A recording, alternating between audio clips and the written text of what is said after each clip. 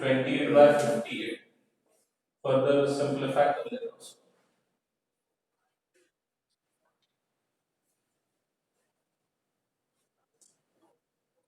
7/13. 7/13.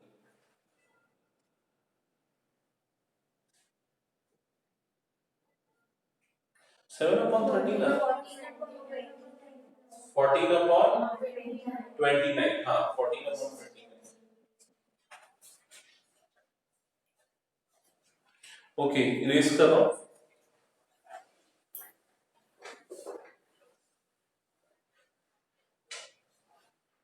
Next question पे आते हैं.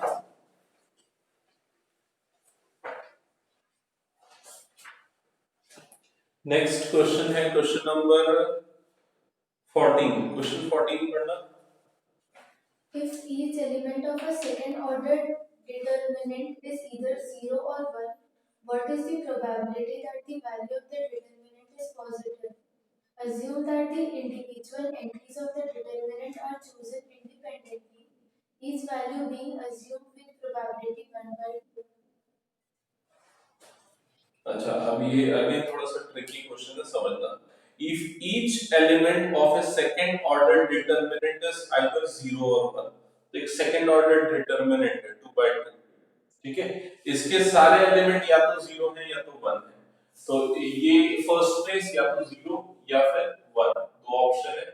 सेकंड प्लेस 0 या फिर 1, थर्ड प्लेस 0 या फिर 1, फोर्थ प्लेस 0 या फिर 1. ठीक है. आगे बोल रहा है what is the probability that the value of determinant is positive. तो जब इस डिटरमिनेंट को सॉल्व करेंगे तो उसकी पॉजिटिव वैल्यू आने की प्रोबेबिलिटी क्या होगी. ठीक है. Assume that individual entries of the determinant are chosen independently, each value being assumed with probability 1/2. मतलब 0 या 1 को सिलेक्ट करने की इक्वल प्रोबेबिलिटी है. ठीक है. तो सबसे पहले हमको ये देखना पड़ेगा सैंपल स्पेस में कितने एलिमेंट्स होंगे. क्या क्या हो सकता है. हो सकता है सब 0 हो सकता है 0 1 है. इस तरह से डिफरेंट ऑप्शंस है. तो कितने एलिमेंट्स बनेंगे ये आइडेंटिफाई करने के लिए हम वो जो बेसिक मेथड होता था परम्यूटेशन कॉम्बिनेशन जब हम पढ़ते थे 4 vacant places, each place can be filled by 2 different objects, so total number of A's will be 2 into 2 into 2 into 2. 4 vacant places हो गए तो 2 to the power 4 मतलब क्या हो जाएगा 16. So 16 such determinants are possible which has entries of either 0 or 1. Okay. Now how many such determinants are there which gives you the positive value. तो positive value को आप मैन्युअली कैलकुलेट कर सकते हो. देखो कब होगा जब लीडिंग डायगोनल पॉजिटिव होगा तभी पॉजिटिव मिलेगा. तो 1 1 ये होना चाहिए. ठीक है. बाकी ये 0 0 ये हो गया. ठीक है. और क्या हो सकता है ये 1 ये 0 ये 1. आ रहा समझ में. और क्या हो सकता है ये 1 ये लीडिंग डायगोनल 1 कर दो बाकी सारी पॉसिबिलिटी ये हो गया. और कुछ पॉसिबिलिटी है क्या. और कुछ नहीं हो सकती. लीडिंग डायगोनल को 1 1 कर दो बाकी जो भी नॉन लीडिंग की पॉसिबिलिटी उसको काउंट कर दो. तो कितनी होगी 3 नहीं होगी. चारों 1 होगा तो 0 आ जाएगा ना determinant. It is not positive, neither positive nor negative. ठीक है. तो लीडिंग डायगोनल 1 करके बाकी पॉसिबल केसेस ले लो. तो ये 3 फेवरेबल आउटकम हो जाएगा और टोटल 16 आउटकम हो जाएगा. तो आंसर हो जाएगा 3/16.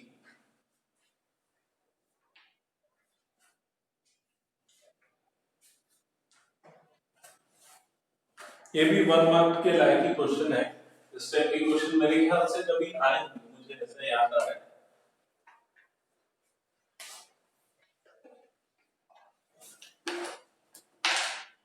ओके क्वेश्चन नंबर 15 पे आते हैं. क्वेश्चन नंबर 15 क्या है देखो. क्वेश्चन पढ़ना एक बार. An electronic assembly consists of two subsystems, say A and B. From previous testing procedures, the following probabilities are assumed to be true. Probability of A fails is equal to 0. अच्छा ठीक है. मैं इसको note कर लेता हूँ. Probability of A fails. आप लोग भी नोट कर लो. Probability of A fails 0.2. probability of B fails alone, it is 0.15. Probability of A and B fail, it is 0.15. ठीक है, तो एक इलेक्ट्रॉनिक असेंबली है जिसकी दो सब सिस्टम्स हैं A and B. From previous testing procedure, the following probabilities are assumed to be known. Okay, ये सब गिवन है। क्या इवैल्यूएट करना है फर्स्ट पार्ट में? Probability of A fails, it is given that B has failed. Second में आपको find करना है probability of A fails alone. ठीक है,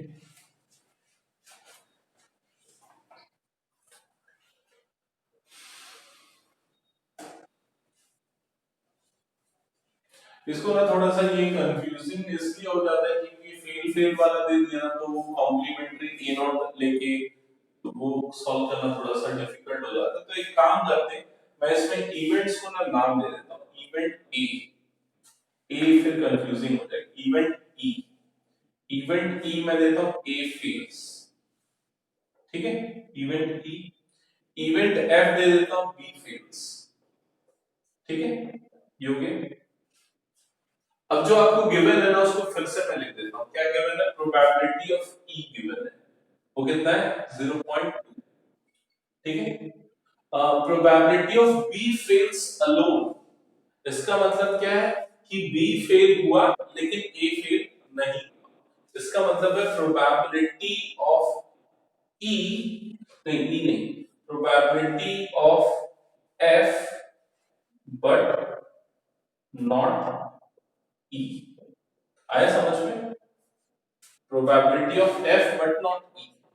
इस A fails और B fails alone में क्या डिफरेंस है? ए फेल्स का मतलब है ए फेल हुआ है, बी हुआ है कि नहीं हुआ वो अलग चीज है। मतलब इसको मैं समझाने के लिए ऐसे समझाता हूँ कि मान के चलो ये ए है, सेट ए, और ये सेट बी है, और अगर ए फेल्स बोल रहा है मतलब ये पूरे सर्कल के अंदर, और बी फेल्स अलोन बोल रहा है मतलब ये वाला पार्ट, ये वाला पार्ट। आया समझ में? मतलब सिर्फ बी बट नॉट ए, वही लिखा है मैंने, B fails but not A. ठीक है, क्लियर है ये चीज? तो इसका क्या मतलब हो जाएगा? Probability of F intersection E dash, ये मतलब हुआ probability of F intersection E dash. अच्छा, यहां पर एफ हमने बी को लिया है, तो ये इवेंट एफ है हमारा, इवेंट एफ है और ये इवेंट ई है, ठीक है। अब यहां पर अगर ऑब्जर्व करोगे probability of F intersection E dash, तो ये कैसे निकलेगा? एफ में आना चाहिए लेकिन ई में नहीं आना चाहिए, तो मतलब ये वाला रीजन जो है वो ये रीजन आ रहा है समझ में? और इस चीज की प्रोबेबिलिटी कैसे निकलेगी? एफ की प्रोबेबिलिटी में से इसको माइनस करने से। मतलब ये जो है आपको क्या कहना है? Probability of F minus probability of E intersection F. So वो तो दिया हुआ है पर F fails alone तो वही होगा। एफ फेल्स अलोन, तो वही तो दिया हुआ है ना, तो उसी को मैं लिख रहा हूं, उसी को मैं ठीक से लिख रहा हूं इस तरह से, ठीक है। Probability of F minus probability of intersection F, और ये गिवन है 0.15। एक्चुअली जो गिवन है ना उसको मैं ये थोड़ा सा सिस्टमैटिक फॉर्म में लिख रहा हूं, ठीक है। ये दो चीज हो गई। अब और क्या गिवन है? Probability of E and F fails, मतलब probability of E intersection F, ये भी गिवन है, और ये कितना? 0.15, ये भी 0.15 है क्या?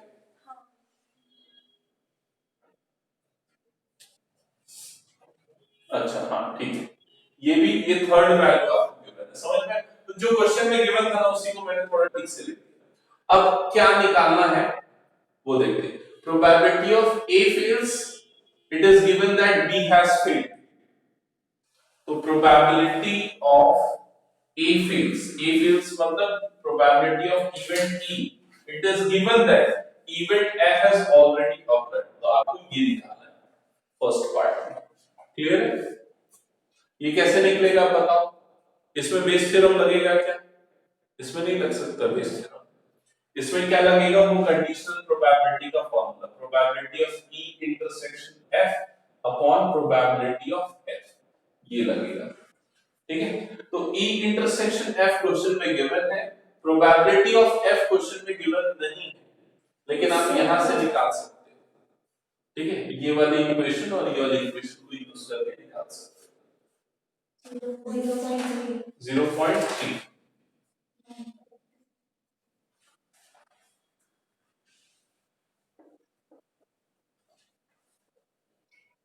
आगे क्या फर्स्ट का आंसर 0.3 अपॉन 0.15, तो आंसर नहीं 0.15 अपॉन 0.3, तो आंसर आएगा 1/2. ठीक है? सेकंड पार्ट में क्या बोल रहा है? A fails alone. A fails alone इसका मतलब है probability of E but not F. Probability of E but not F या E intersection F dash. ये कैसे निकलेगा? Probability of E minus probability of E intersection F से. समझ में आई? तो ये है 0.2 माइनस 0.15, तो आंसर लिखना आएगा 0.05. ठीक है? हो गया? इरेज कर दो पूरा.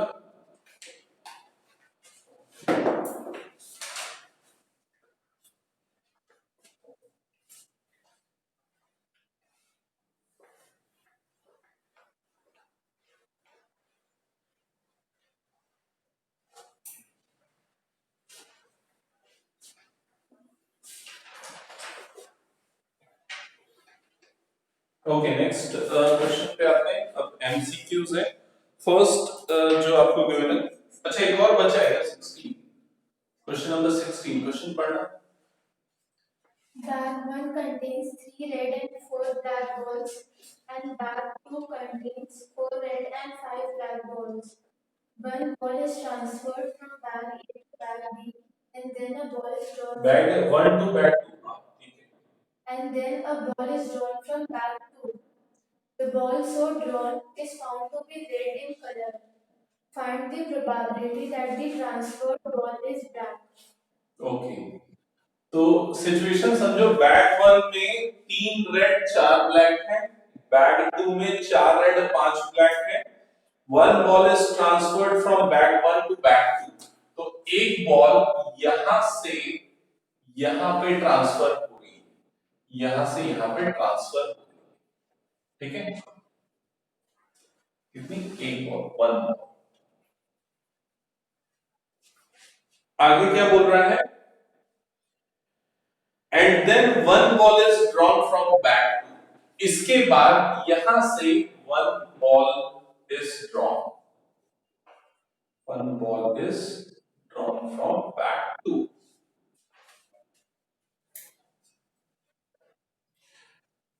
The ball so drawn is found to be red. तो ये जो बॉल यहां पर दिख रही, it is found red, it is found red. ठीक है? आगे पूछ रहा है find the probability that transferred ball is black. तो जो ट्रांसफर्ड बॉल थी उसके ब्लैक होने की प्रोबेबिलिटी निकालनी. आया क्या क्वेश्चन समझ में? ये एक्सपेरिमेंट समझ में आ गया पूरा? तो देखो एक चीज क्लियर है, दो अलग अलग बैग्स, दो अलग अलग कलर्स की बॉल्स, मतलब सबसेट के अंदर सबसेट, मतलब बेस थ्योरम अप्लाई. ठीक है? तो यहां पर बेस थ्योरम में सबसे पहले हम इवेंट E1 आइडेंटिफाई करते हैं. तो यहां पर इवेंट E1 क्या होगा? जिस चीज की प्रोबेबिलिटी निकाली, क्या हुआ? Transferred ball is black, transferred ball is black, ठीक है, जिसकी प्रोबेबिलिटी निकालनी। इवेंट E2 क्या होगा? ट्रांसफर्ड बॉल इज रेड, ठीक है। फिर उसके बाद जो गिवन है वो लिखते हैं, तो आपको क्या गिवन है? The ball drawn from back two is red, ये गिवन है आपको। The ball drawn is red, ठीक है। ये हमने इवेंट्स आइडेंटिफाई कर दिए। अब इसके बाद ये जो चारों चीजें चाहिए उस पे आते हैं। Probability of E1, probability of E2, probability of A given E1, probability of A given E2। सबसे पहले प्रोबेबिलिटी ऑफ E1 और प्रोबेबिलिटी ऑफ E2 देखते हैं। तो प्रोबेबिलिटी ऑफ E1 क्या होगा, आप लोग आंसर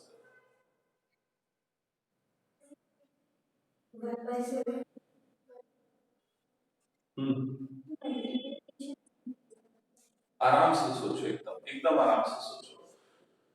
E1 क्या है? ट्रांसफर्ड बॉल ब्लैक की प्रोबेबिलिटी।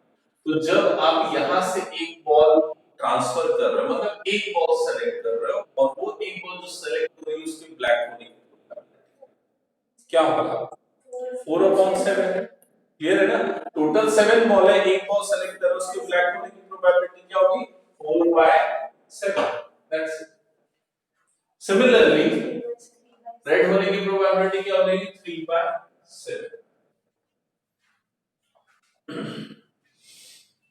अब सेकंड वाली जो प्रोबेबिलिटीज है उसको भी अच्छे से सोचो।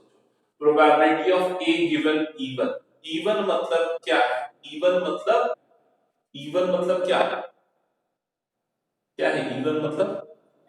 Black ball transfer. Black ball transfer हो गई है। ब्लैक बॉल जब ट्रांसफर हो गई तो अब कितनी बॉल हो गई बैक टू में? कितनी हो गई? 4 रेड हो गई और 6 ब्लैक हो गई। आया समझ में? जब ब्लैक बॉल ट्रांसफर हुई तब 4 रेड और 6 ब्लैक बची। तो किस चीज की प्रोबेबिलिटी? रेड निकलने की प्रोबेबिलिटी। ए मतलब रेड निकलने की प्रोबेबिलिटी बाद में कितनी होगी बताओ? 4/10, ठीक है। अब इस पे आते हैं probability of A given E2। मतलब अब यहां से कौन सी बॉल ट्रांसफर हुई? रेड। तो अब रेड कितनी हो गई? 5। ब्लैक कितनी हो गई? 5, ठीक है। तो अब रेड निकलने की प्रोबेबिलिटी कितनी हो जाएगी? 5/10। आया समझ में ये? सबको पुट कर दो फॉर्मूले में, आ गया।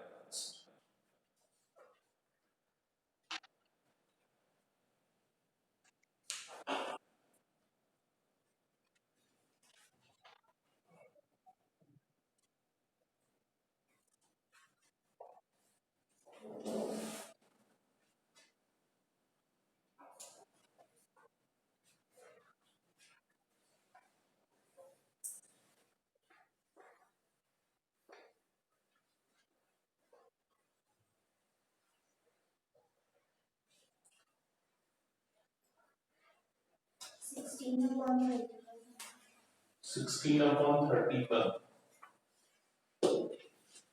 वही आ रहा है। Yes sir. ओके, तो नेक्स्ट क्वेश्चन पे आता है। क्वेश्चन नंबर 17 एमसीक्यू है। क्या गिवन है देखते हैं।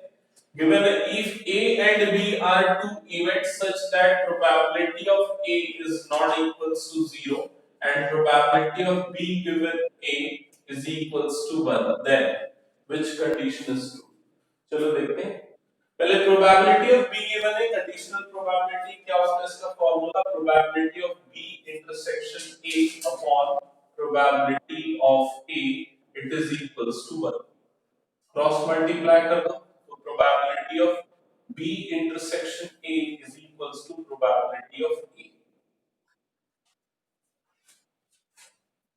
ठीक है ये चीज। अब अगर इसकी प्रोबेबिलिटी सेम है, इसका मतलब ये है कि ए इंटरसेक्शन बी जो है वो किसकी इक्वल है? ए की। यही हुआ ना मतलब। तो ए इंटरसेक्शन बी ए के इक्वल कब होगा? जब ए क्या होगा, सबसेट होगा किसका, बी का। ठीक है, तो कौन सा ऑप्शन होगा, ऑप्शन ए। क्लियर। नेक्स्ट आते हैं क्वेश्चन नंबर 18 पे, इरेज कर रहा हूं उसको।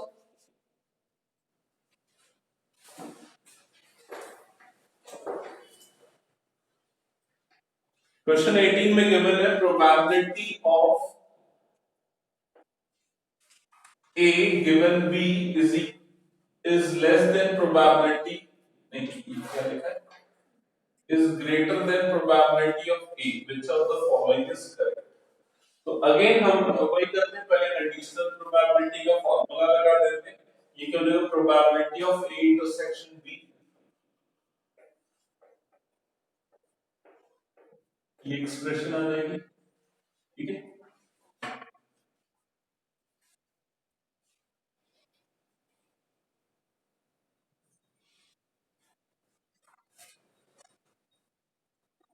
ऑप्शन बी तो कट गया ना, ऑप्शन बी तो नहीं हो सकता।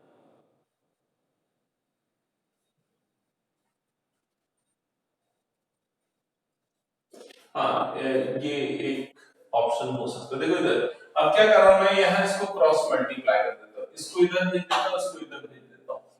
ठीक है, तो क्या हो जाएगा, ये probability of A intersection B upon probability of A is greater than probability of B, ये हो जाएगा।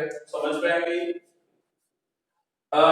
इसको A इंटरसेक्शन B को हम B इंटरसेक्शन A लिख सकते हैं, तो probability of B intersection A upon probability of A is greater than probability of B। तो ये क्या बन जाएगा, probability of B given A it is greater than probability of B। तो कौन सा ऑप्शन है, ऑप्शन डी। डी तो इक्वल है क्या, सी होगा ना, option C.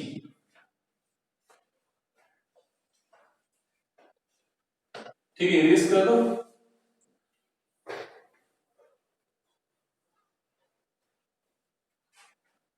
Next question number 19 पे आते हैं। इसमें गिवन है A and B are any two events such that probability of A plus probability of B minus probability of A and B and मतलब intersection B equals to probability of A, then which of the following is correct। Okay, ध्यान देना है, simple है ये question. सबसे पहले ये left वाला प्रोबेबिलिटी ऑफ ए, राइट वाला प्रोबेबिलिटी ऑफ ए कट जाएगा, ये वाले को इंटरसेक्शन को इधर भेज दो, तो probability of B is equals to probability of A intersection B, ये आ गया। ठीक है, इसका मतलब बी इज इक्वल्स टू क्या आ गया, ए इंटरसेक्शन बी आ गया। आया समझ में। ठीक है, कौन सा ऑप्शन होगा, सो फॉर्मूला में फॉर्मूला ए गिवन बी का फॉर्मूला में जाएगा पीछे जाएगा। अच्छा अच्छा, इसको ऐसा करने की जरूरत नहीं है, मतलब ये बोल रहे हो कि इसको यहाँ रहने दो और इसको probability of A intersection B upon probability of B ये लिख दो, तो ये हो जाएगा probability of A given B. तो ये कौन सा ऑप्शन है, ऑप्शन बी। हाँ ठीक है। ठीक है, एक क्वेश्चन और उस दिन का छूटा हुआ था, उसको भी बता देता हूँ, बीसी का एक था। ये क्वेश्चन था एक्सरसाइज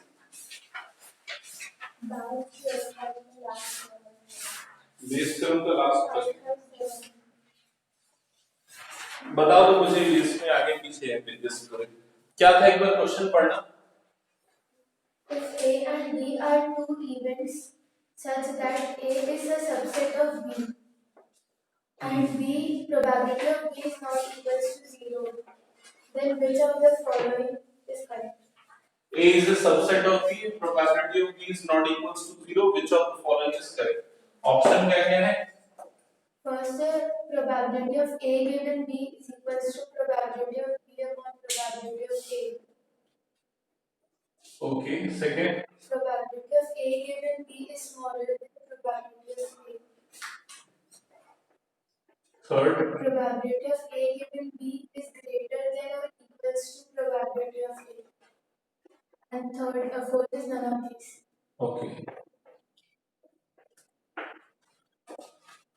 ओके सो ये गिवन है, इससे हम क्या लिख सकते हैं, A intersection B is equals to A, मतलब probability of A intersection B is equals to probability of A, ये लिख सकते हैं ना। ए गिवन बी जब आएगा जब उसके डिनोमिनेटर में बी। अच्छा, probability of A given B तीनों में फाइंड करना है।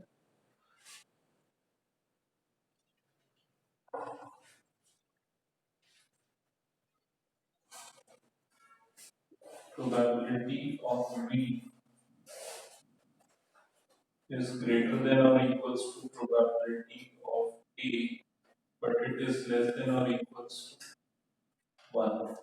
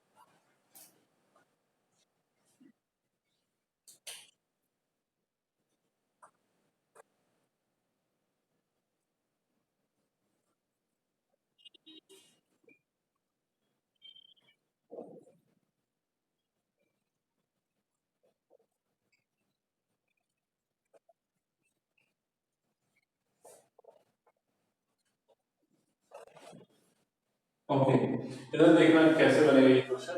आपको इनिशियली ये गिवन है, ये कंडीशन गिवन है, ठीक है। इसका मतलब क्या होगा, A is a subset of B, मतलब ए इंटरसेक्शन बी क्या होगा, ए। तो probability of A intersection B क्या होगा, प्रोबेबिलिटी ऑफ ए होगा। अब देखो यहाँ पर जो प्रोबेबिलिटी ऑफ बी है वो लेस देन और इक्वल्स टू 1, इस कंडीशन के साथ चलते हैं। हमको निकालना क्या है, हमको ए गिवन बी की प्रोबेबिलिटी निकालनी है, ठीक है। तो उसके लिए मैंने प्रोबेबिलिटी ऑफ बी की कंडीशन से यहां स्टार्ट किया, इसको क्रॉस मल्टीप्लाई किया, तो ये 1 के अपॉन में चले जाएगा, तो 1 upon probability of B is greater than और इक्वल्स टू 1, ठीक है। अब इस पूरी इनइक्वालिटी में मैंने प्रोबेबिलिटी ऑफ ए मल्टीप्लाई कर दिया, तो probability of A is less than और इक्वल्स टू दिस।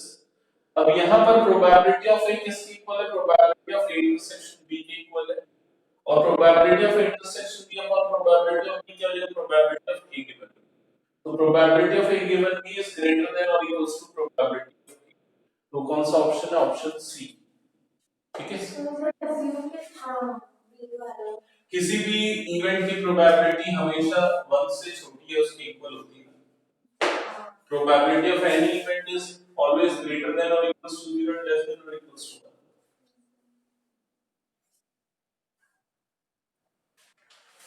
ठीक है, तो नेक्स्ट क्लास से हम स्टार्ट करेंगे रिलेशन एंड फंक्शन, थोड़ा सा टफ होगा तो, और पुराने कंसेप्ट्स भी उसमें यूज होंगे। एक बार उसको पहले ये देखना पड़ेगा हमको कि कौन कौन से